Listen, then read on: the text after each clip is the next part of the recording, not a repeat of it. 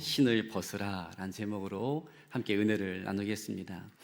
어느 한 목사님께서 미국에서 신학대학원을 졸업하고 한인교회의 부목사로 부임을 하게 되었습니다. 그런데 교회에서 부임하기 전에 한 가지 질문을 했는데, 그 질문은 교회가 소유하고 있는 오래된 사택이 있는데 그곳에 가족들과 함께 들어와 사실 건지, 아니면 외부의 사택을 따로 얻어서 사실 건지에 대한 질문이었습니다. 목사님께서는 전화로 이 질문을 받고 곰곰이 며칠 동안 고민을 하게 되었다고 합니다. 왜냐하면 과연 사택에 들어간 것이 우리 가정에 유익이 될 것인지, 아니면 오히려 더 불편한 일이 될 것인지 고민이 되었기 때문입니다. 사택이 교회와 바로 딱 붙어 있어서 성도님들이 교회에 들어가기 전에 반드시 사택을 지나가야 하기 때문에, 그렇게 되면 가족들의 사생활이 과감없이 노출이 되기에 매우 불편한 삶이 될 것이다 라는 생각이 또 들어오기도 했고, 또 하지만 오랜 세월 동안 아무도 들어오지 않아서 늘 이렇게 불 꺼진 사택을 바라보아야만 하는 이 성도들의 마음도 또 얼마나 힘들까, 이렇게 두 가지 생각이 들어왔기 때문에 목사님이 고민이 되었다라고 합니다. 그런데 고민 끝에 눈 딱 감고 사택에 들어와서 살기로 결정을 하셨습니다. 그리고 예상대로 사택에서의 삶이 정말로 많이 불편하셨다고 합니다. 교회를 오고 가며 모든 성도들이 목사님의 집을 한 번씩 다 쳐다보고 갔기 때문인데, 그래서 원로 목사님께서는 이 목사님에게 이렇게 말씀도 하셨다라고 해요. 목사님의 가족은 마치 어항 속에 있는 물고기 같군요, 이런 말을 하셨습니다. 그러나 이러한 불편함만 있었던 것은 또 아닙니다. 교회랑 붙어있는 사택이었기 때문에 이 출퇴근하기가 또 아주 좋았고, 그래서 기름값이 전혀 들지 않았고, 또한 식사도 이렇게 밖에 나가서 사 먹지 않아도 가까이에 있는 이 사택에서 먹을 수 있다라는 또 이점도 있었다라고 합니다. 또한 가을이 되면 사택 마당에 있는 밤나무에서 밤도 따먹을 수가 있었고, 무엇보다도 교회랑 가까이 있었기 때문에 성도님들과 훨씬 더 자주 더 친밀하게 교제를 나눌 수가 있었다라고 합니다. 그리고 이 목사님께서 이 일을 통해서 몇 가지 깨달음을 이렇게 얻게 되었는데, 먼저는 내가 당연하게 누릴 수 있는 혜택을 내려놓았을 때 내가 생각하지 못한 또 유익을 누릴 수도 있구나라는 깨달음이었습니다. 그리고 또 한 가지는 내가 하나님 앞에 불편함을 감수하고 먼저 포기하고 내려놓으면 내가 생각하지 못했지만 또 하나님께서 더 좋은 것으로 채워주시는 은혜도 있구나라는 깨달음도 갖게 되었습니다. 그리고 마지막으로 이러한 질문을 또 스스로에게 던져보았다라고 하는데요. 나는 나의 권리를 주장하는 사람인가, 아니면 이 권리마저도, 내가 당연하게 주장할 수 있는 것마저도 주님의 영광을 위해 내려놓고 또 포기하는 사람인가, 이런 질문을 던져보았다라고 합니다. 왜냐하면 이 일을 경험하면서 마태복음 23장 11절에서 12절 말씀이 생각났기 때문입니다. 너희 중에 큰 자는 너희를 섬기는 자가 되어야 하니라. 누구든지 자기를 높이는 자는 낮아지고 누구든지 자기를 낮추는 자는 높아지리라 라는 말씀이었습니다. 이 말씀을 오늘 주제인 권리 포기와 우리가 연결을 해서 해석을 해보면, 우리가 당연하게 누릴 수 있고 우리가 당연하게 주장할 수 있는 권리를 스스로 내려놓고, 또한 당연하게 주장할 수 있는 많은 일들을 내가 더 내려놓고 오히려 하나님의 말씀에 따라서 더 낮아지고 더 섬기는 삶을 살아가면 하나님께서는 하나님의 방법으로 우리를 높여주신다라는 것입니다. 다시 말해, 우리가 영적으로 포기하면 하나님께서 주시는 더 큰 은혜가 있다라는 것입니다. 여러분, 우리가 신앙생활을 하다 보면 자주 고민에 빠질 때가 있습니다. 바로 세상 사람들이 추구하는 원리와 또 성경이 가르쳐주는 이 영적인 원리가 서로 상충될 때입니다. 마태복음 5장 39절 이하의 말씀을 보면 예수님께서는 우리에게 이렇게 살아야 한다라고 가르쳐 주셨습니다. 악한 자를 대적하지 말고 그가 오른쪽 뺨을 치거든 왼편도 돌려대라, 이렇게 말씀을 하셨고, 우리를 고발하여 속옷을 가지고자 하는 사람에게는 겉옷까지도 벗어주라 라고 말씀하셨습니다. 또한 누군가가 우리에게 억지로 1.5km에 해당되는 오리를 함께 가고자 하면 그 2배인 심리를 동행해 주고, 나도 먹을 것이 없지만 누군가가 나에게 달라고 구워달라고 하면 거절하지 말고 주라, 이렇게 말씀하셨습니다. 이뿐만 아니라 성경은 우리에게 가르치기를 나에게 상처를 주고 나의 마음을 괴롭게 하는 원수를 사랑하고 나를 핍박하는 자를 위해서 오히려 기도해 줘라, 이렇게 말씀하고 있습니다. 여러분, 인간적으로만 생각해 보면 이런 모든 성경의 요구는 마치 우리들에게 이렇게 이야기하는 것과 같습니다. 성도들아, 세상에서 완전히 바보가 되어라, 이런 말과 똑같습니다. 혹시 여러분들 가운데 자녀들이나 자손들에게 너 학교에 가서 바보처럼 행동해야 돼, 아들과 딸아 너 회사 생활할 때 다 양보하고 다 포기하고 바보처럼 다 다른 사람들 배려해주고 직장 생활해야 한다, 이렇게 여러분 혹시 말씀하시는 분이 있습니까? 아마 한 분도 계시지 않을 겁니다. 몇 해 전에 저희 딸이 저희 부부에게 이야기하기를 학교에서 친구들이 자꾸 무리를 지어서 놀리고 괴롭힌다라는 말을 했습니다. 괜히 어깨를 툭툭 치고 가고 뒤에서 험담을 하고, 또 친한 친구랑 놀고 있으면 다가와서 너 얘랑 놀지 마, 이렇게 은근히 따돌림을 시킨다라는 이야기를 들었습니다. 여러분, 제가 이 이야기를 듣고 무엇이라고 저희 딸에게 이야기를 해주었겠습니까? 딸아, 그래도 참아야 돼. 너 하나님의 자녀이고 너는 목사님의 딸이잖아. 예수님은 우리를 위해서 그보다 더한 고통을 당하셨으니까 참아야 돼 라고 제가 이야기한 것이 아니라, 딸아, 내일 학교에 가서 친구들에게 우리 아빠 조폭이라고 이야기해. 절대로 목사라고 얘기하지 말고 조폭이라고 이야기해 라고 제가 아주 은혜롭지 않은 말을 했습니다. 목사인 저도 어쩔 수 없이 우리 자녀가 괴롭힘을 당하면 양보하고 져주고 그래도 네가 배려해 줘야 돼 라고 하기보다는 똑같이 악하게 대해주고 아니 그 이상으로 갚아줘 라고 가르치고 싶은 마음이 제 안에도 있었다라는 것입니다.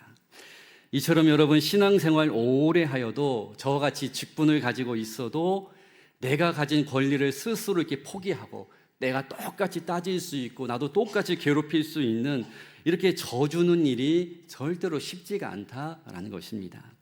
그래서 여러분, 신앙생활이 어려운 것입니다. 나는 미워하고 복수하고 싶은데 성경은 끊임없이 사랑해주고 기도까지 해주고 축복해줘라 라고 우리에게 요구하니 신앙생활이 정말로 어려운 것입니다. 성경은 끊임없이 우리에게 참고 인내하라, 온유한 자가 복이 있다, 이렇게 우리에게 영적인 포기를 요구하기 때문에 신앙생활이 시간이 지날수록 어렵다, 이렇게 판단이 됩니다. 그런데 마태복음 16장 24절 25절에 보면 우리와 같은 고민에 빠져있던 제자들에게 예수님은 단순하지만 아주 단호하게 이렇게 말씀하셨습니다. 이에 예수께서 제자들에게 이르시되 누구든지 나를 따라오려거든 자기를 부인하고 자기 십자가를 지고 나를 따를 것이니라. 누구든지 제 목숨을 구원하고자 하면 잃을 것이요 누구든지 나를 위하여 제 목숨을 잃으면 찾으리라, 이렇게 말씀하셨습니다. 이 말씀을 쉽게 정리해 보면 이렇게 되는데요, 진정으로 우리가 하나님 기뻐하시는 성도가 되려면 내가 세상에서 당연하게 누릴 수 있는 권리, 내가 세상에서 당연하게 말하고 행사할 수 있는 모든 권한을 스스로 내려놓고 십자가와 같은 하나님의 말씀대로 살아가야 한다라는 것입니다. 이 일이 오죽 힘들면 예수님께서도 자기 십자가라는 표현을 사용하셨겠습니까? 그만큼 우리가 우리의 자아를 내려놓고 나에게 주어진 이 자유의지 또 권리를 포기하는 일이 정말로 쉬운 일이 아니다라는 것입니다. 그러나 여러분, 오늘 자세하게 나누겠지만 우리가 비울 때 하나님께서 반드시 채워주시고 우리가 먼저 포기할 때 하나님은 더 좋은 것으로 예비하시고 우리가 믿음으로 양보할 때 하나님 반드시 갑절의 은혜를 우리 가운데 허락하신다라는 것입니다. 우리가 낮아질 때, 우리가 주님을 위해서 먼저 낮아질 때 주님이 때가 되시면 우리를 높여주신다라는 것입니다. 이게 바로 성경이 우리에게 가르쳐주고 있는 영적인 원리입니다. 오늘 우리가 읽은 본문은 여러분들께서도 너무나 잘 아시는 것처럼 하나님께서 모세라고 하는 인물을 직접 찾아오셔서 그를 사명의 길로 부르시는 장면입니다. 모세라는 사람은 바로왕의 공주의 아들로 40년 동안 아주 화려한 궁전에서 왕자처럼 생활을 했던 사람입니다. 최고로 좋은 음식, 최고로 좋은 옷을 날마다 먹고 입으면서 자신의 말 한마디면 수백 명이 움직이는 높은 권세를 가지고도 있었습니다. 그러나 그는 한순간의 실수로 사람을 죽이게 되었고, 이 일로 인해서 왕자였던 그가 이제는 도망자가 되었습니다. 그렇게 광야로 도망을 가게 되었고, 그곳에서 십보라라고 하는 여인을 만나서 정착을 하게 되었습니다. 그렇게 모세는 40년은 왕자로, 그리고 그 다음 40년은 광야에서 한 가정의 평범한 가장으로, 그리고 목동으로 살고 있었습니다. 아마도 모세는 이렇게 하루하루를 살아가면서 그냥 평범한 이러한 삶에 만족을 하고 있었을 것입니다. 그러나 모세를 향한 하나님의 계획은 달랐습니다. 하나님께서는 그가 태어나기 전부터 그를 이스라엘의 지도자로 예비하셨고, 80년 동안 그의 인생을 다양한 곳에서 이미 훈련하신 후에 정확한 때에 하나님께서 그를 찾아오셨던 것입니다. 그리고 의심이 많은 모세를 위해서 단순한 음성이 아니라 불이 붙었는데도 나무가 사라지지 않는 이 떨기나무 환상을 보여주심으로 그와 첫 대면을 하셨습니다. 이렇게 신기한 광경을 목격하며 놀란 모세에게 하나님께서는 모세야 모세야 부르시면서 가장 먼저 그를 사명의 자리로 이렇게 부르시면서 가장 먼저 모세에게 요구하셨던 것이 한 가지 있었습니다. 5절 말씀 제가 한 번 더 읽어보겠습니다. 하나님이 이르시되 이리로 가까이 오지 말라. 내가 선 곳은 거룩한 땅이니 내 발에서 신을 벗으라. 이렇게 말씀을 하셨습니다. 자, 이 말씀 마지막 부분에 보면 하나님께서 모세에게 무엇을 요구하셨습니까? 바로 오늘 설교의 제목인 내 발에서 신을 벗으라, 이렇게 말씀하셨습니다. 그런데 여러분, 우리나라 정서에서는 조금 이해하기가 어렵지만 당시 유대인들의 정서로 이 신발을 벗으라라는 것에는 아주 특별한 의미가 있었습니다. 당시 문화에서 누군가 앞에서 내가 이렇게 신발을 먼저 벗는다라는 것의 의미는 나는 당신의 종입니다라는 뜻을 가지고 있었습니다. 좀 더 쉽게 말씀을 드리면 신발을 벗어서 내가 맨발을 보였다라는 것은 나는 당신 앞에 모든 권리를 포기하고 당신의 지침에 따르겠습니다라는 이 권리 포기의 상징과도 같은 행위가 되었다라는 것입니다. 그래서 당시에는 종이라고 할 수 있는 노예들은 신발을 다 이렇게 벗고 살았습니다. 맨발로 살아간다라는 것 자체가 자신에게는 아무런 권한이 없고 아무런 행사할 수 있는 권리가 없다라는 것을 의미했기 때문입니다.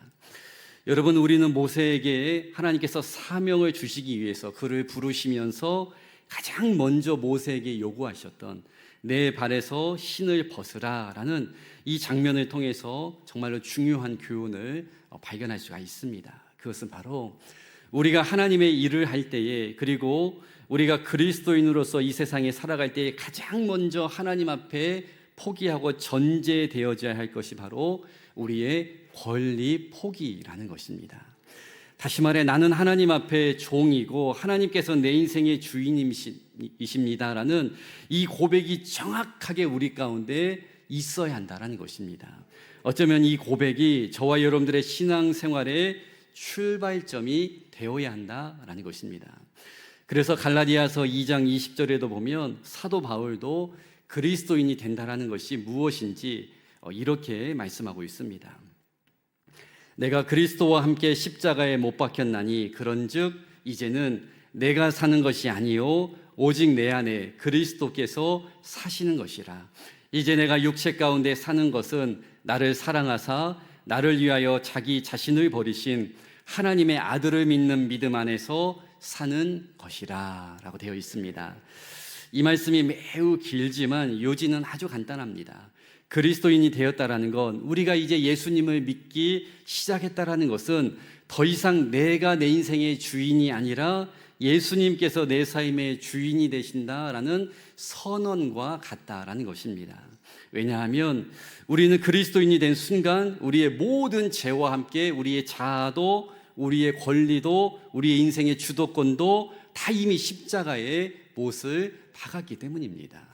그래서 여러분, 성경적으로 볼 때에 진짜 그리스도인은 나를 드러내고 뭔가 나를 어필을 하고 내 주장을 하는 것이 아닙니다. 왜냐하면 나는 이미 주님과 함께 십자가에 다 죽은 존재라는 이 분명한 고백이 신앙생활의 이미 시작과 함께 또 우리 가운데 들어져야 하기 때문입니다. 그런데 반대로 나는 그리스도인이 되었고 나는 예수 믿는 사람이라고 고백을 하고 또한 신앙생활을 시작한 지가 오래되었는데도 계속해서 내가 받아야 할 권리를 주장하고 있고, 교회에서도 그리고 다른 사람들에게도 나에게 이렇게 해줘야 한다라고 계속 주장만 하고 있다라면 성경적으로 볼 때에는 아직 어린아이의 단계에 머물러 있다, 이렇게 평가할 수밖에 없습니다. 그래서 하나님께서도 처음 모세와 대면하실 때 다른 것 하나님께서 요구하신 것이 아니라 가장 먼저 내 발에서 신을 벗으라. 다시 말해서 모세에게 자신에 대한 권리 포기를 요구하셨다라는 것입니다. 왜냐하면 이 부분이 먼저 전제가 되지 않으면 신앙생활의 시작에 있어서, 사명 감당에 있어서 나의 권리에 대한 포기가 먼저 되지 않으면 절대로 하나님의 일을 감당할 수가 없고, 또한 하나님께서 무엇인가 말씀할 때 순종할 수가 없었기 때문입니다. 왜냐하면 내 자아가 아직 살아있으면 하나님 말씀하실 때 하나님 그거 아닌 것 같은데요, 제 생각에는 이렇게 하는 게 맞는 것 같은데요, 이렇게 내 자아가 살아있으면 절대로 하나님의 일에 100% 순종을 할 수 없기 때문에 하나님은 모세에게 하나님의 출애굽의 지도자의 사명을 맡기면서 제일 먼저 내 발에서 신을 벗으라, 다시 말해 모세의 모든 자아에 대한 권리 포기를 요구하셨다라는 것입니다. 그래서 여러분, 꼭 우리가 기억해야 할 것은 성숙한 신앙생활의 출발은 하나님 앞에 나의 권한과 나의 자아에 대한 권리 포기가 반드시 전제되어야 한다라는 것입니다. 이 부분이 희미하면 우리가 어린아이의 신앙에 계속 빠져 있게 되지만, 이 부분이 하나님 앞에 정확하게 먼저 정리가 되어 있으면 우리의 믿음은 나날이 자라나게 될 것이고, 또한 성숙한 신앙생활을 해나갈 수가 있게 된다라는 것입니다. 그렇다면 여러분, 구체적으로 우리가 하나님 앞에 무엇을 권리 포기해야 할까요? 남은 시간 제가 두 가지만 여러분들에게 소개하려고 하는데요, 잘 경청하셔서, 우리 모두는 영적으로 자아 실현을 하는 것이 아니라 하나님 앞에 스스로 우리는 권리 포기함으로 하나님께서 그 안에 주시는 더 큰 은혜와 더 큰 놀라운 복의 주인공이 될 수 있기를 주님의 이름으로 간절히 축복합니다. 첫 번째로 저와 여러분들이 하나님 앞에 내려놓아야 할, 즉 권리 포기해야 할 것은 바로 나의 감정대로 하고 싶은 권리를 포기해야 한다라는 것입니다. 창세기 26장에 보면 온유한 이삭을 괴롭히는 사람들이 있었습니다. 지금도 그렇지만 그 당시 하나의 이렇게 우물을 파는 일은 아주 큰 노동력이 들어가는 힘든 일이 되었습니다. 그런데 이삭의 일꾼들이 좋은 곳에 이렇게 우물을 파놓으면 갑자기 찾아와서 자기의 것이라 주장하는 사람들이 있었습니다. 물론 한 번은 그럴 수 있습니다. 그런데 문제는 이 일이 딱 한 번만 일어난 것이 아니라 3번에 걸쳐서 계속 이어졌다는 것입니다. 한 번은 참을 수 있지만 3번이나 자신을 공격하고 자신의 것을 빼앗아가는 사람 앞에서 그 누가 감정적으로 컨트롤을 잘 할 수 있겠습니까? 그러나 창세기 말씀에 보면 이삭은 이 모든 일에 감정적으로 흔들리지 않았고 끝까지 온유함을 유지했다라는 것입니다. 그리고 이렇게 다투지 않았고 내 감정을 얼마든지 내가 표출하고 함께 싸울 수 있었고 내 주장을 할 수 있었지만 그 모든 권한을, 내 감정을 다 풀고 싶은 그런 권한을 스스로 내려오는 이삭에게 하나님께서는 이렇게 약속을 하셨습니다. 내게 복을 주어 내 자손이 번성하게 하리라, 이런 말씀을 하셨습니다. 이삭의 삶 자체만 축복하신 것이 아니라 이삭이 받은 복을 통해서 그 다음 세대인 자녀들과 그 다다음 세대인 자손들까지도 번성케 하는 복과 은혜를 주시겠다, 보장해 주셨다라는 것입니다. 이삭뿐만 아니라 다윗도 역시 10여 년간 자신을 끝까지 쫓아다니면서 계속해서 괴롭히고 상처를 주었던 이 사울 왕을 2번이나 죽일 기회가 있었습니다. 그러나 다윗이 어떻게 행동을 합니까? 그는 하나님의 말씀을 기억하면서 자기의 감정적으로 행동을 했던 것이 아니라 하나님의 말씀 앞에 자기의 자아를 내려놓고 참고 또 참았다라는 것입니다. 감정적으로 컨트롤을 했던 것입니다. 그 결과 다윗이 어떠한 은혜를 누리게 되었습니까? 괴롭혔던 사울의 가문은 망했지만 다윗의 가문은, 온유했던 다윗의 가문은 계속해서 왕이 배출되고 하나님께서 가장 마음에 드는 사람이라는 칭찬을 받는, 정말로 하나님께서 계속해서 사용하시는 귀한 인물이 되었다라는 것입니다. 이처럼 여러분, 우리가 하나님 앞에 내 감정대로, 그냥 내 마음대로 다 쏟아낼 수 있는 권리를 내가 스스로 하나님 앞에 내려놓으면 하나님께서 우리에게 더 좋은 것으로, 더 좋은 길로, 더 아름다운 것으로 보장하여 주시고 더 좋은 가문으로 세워주심을 믿으시기 바랍니다. 두 번째로 우리가 하나님 앞에 내려놓아야 할 것이 더 있는데요, 바로 편안하고 쉽게 가고자 하는 권리를 포기해야 한다는 것입니다. 사람이라면 누구나 편안하고 힘들지 않는 이 넓은 길을 가고 싶어하는 마음이 다 누구에게나 다 있습니다. 일부러 고생길로 가고 싶은 분이 어디 있겠습니까? 그런데 제가 서두에도 말씀드렸지만 때로 하나님께서는 우리에게 돌아가는 길을 허락하기도 하시고 또한 고난이라는 훈련의 코스를 또 여실 때도 있습니다. 하나님께서는 믿음의 조상이 될 아브라함을 처음으로 부르실 때에 그에게 명령하셨던 것이 무엇입니까? 바로 본토, 친척, 아비집을 떠나라라는 것이었습니다. 잘 아시는 것처럼 그 당시 고향과 공동체를 떠난다라는 것, 내가 오랫동안 머물렀던 이 집단 공동체를 떠난다라는 것은 완전히 무방비 상태로 나를 위험한 장소에 스스로 던지는 이 자살 행위와 같은 일이었습니다. 그러나 아브라함 가정의 하나님은 이 일을 제일 먼저 요구하셨다라는 것입니다. 그리고 여리고성 정복을 앞두고 있었던 여호수아와 또한 이스라엘 백성들에게도 하나님께서 요구하셨던 것이 있었는데, 그것은 바로 거룩한 백성이 되는 상징이라고 할 수 있는 할례를 해라, 하나님 요구하셨습니다. 그런데 여러분, 모든 남성들이 지금 전쟁을 앞둔 상황에서 할례를 하게 되면 어떻게 될까요? 적어도 일주일 동안은 완전히 무방비 상태가 됩니다. 더구나 지금 여리고성 안에서 적군이 다 이스라엘 백성들을 지켜보고 있는데 할례를 먼저 해서 스스로 무방비 상태가 되라는 것은 거의 그냥 전쟁에서 지는 것과 같은 행위와 같았습니다. 그러나 하나님은 가나안 땅 첫 번째 관문인 여리고성 앞에서 이 부분을 정확하게 요구를 하셨습니다. 할례를 행해야 한다. 다시 말해서 하나님께서는 아브라함과 여호수아 그리고 이스라엘 백성들에게 스스로 안전할 수 있는, 스스로 편안하고 쉽게 갈 수 있는, 자신을 책임질 수 있는 그런 모든 보호장치를 포기하라, 이렇게 요구하셨다라는 것입니다. 그렇다면 여러분, 왜 하나님은 이렇게 우리에게 요구를 먼저 하실까요? 왜 우리가 스스로를 더 책임지고 더 보호하고 더 우리가 겸비할 수 있는 것이 있을 텐데 왜 그 모든 것을 다 무방비 상태로 완전히 오픈하고 다 내려놓으라, 이렇게 먼저 요구하시는 걸까요? 그 이유는 바로 나의 힘으로 나를 지킬 수 있다는 그 마음을 먼저 내려놓아야 하나님의 보호와 하나님의 책임지심의 은혜가 시작이 될 수 있기 때문이라는 것입니다. 여러분, 내가 가진 물질로 내 인생을 책임지는 것은 누구나 다 할 수가 있습니다. 그러나 내가 가진 물질에 대한 권리를 먼저 포기하고 하나님 앞에 먼저 드리며 하나님께서 책임져 주시는 그 길로 걸어가는 것은 아무나 할 수 있는 일이 아니다라는 것입니다.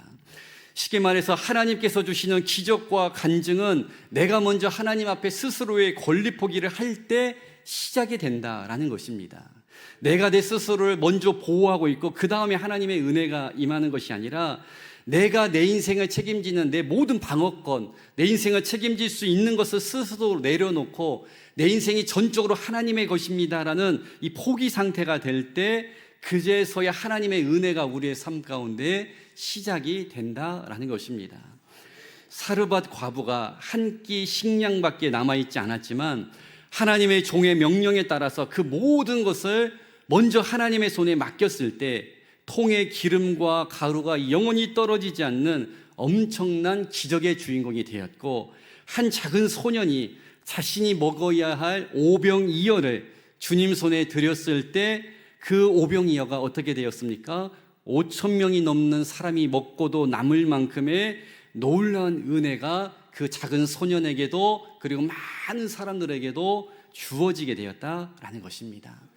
이처럼 여러분, 내가 편안하게 안전하게 살아갈 수 있는 권리를 주님을 위해서 먼저 포기하면 하나님께서는 반드시 내가 내려놓는 것 그 이상으로 우리 가운데 갚아주시고, 내가 생각하지도 못했지만 아브라함처럼 여호와 이레, 하나님이 준비해 주시는 그 은혜와 기적을 반드시 우리 가운데 허락하여 주신다라는 것입니다.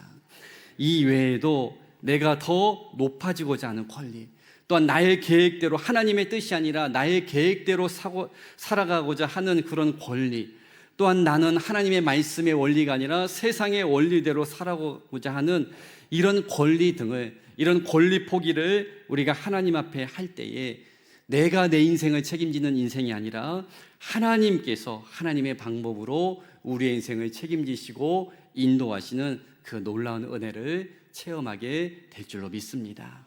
그래서 오늘 말씀을 들은 우리 백석교회 모든 성도들은 영적으로 하나님 앞에 먼저 권리 포기를 삶 속에 적용함으로 내가 내 인생을 책임지고 내가 우리 자녀들의 인생을 책임지는 것이 아니라 하나님이 우리의 삶을, 우리 가정을, 우리 자녀들과 자손들의 삶을 책임져 주시는 이 간증의 삶을 살아갈 수 있기를 주님의 이름으로 간절히 축복합니다.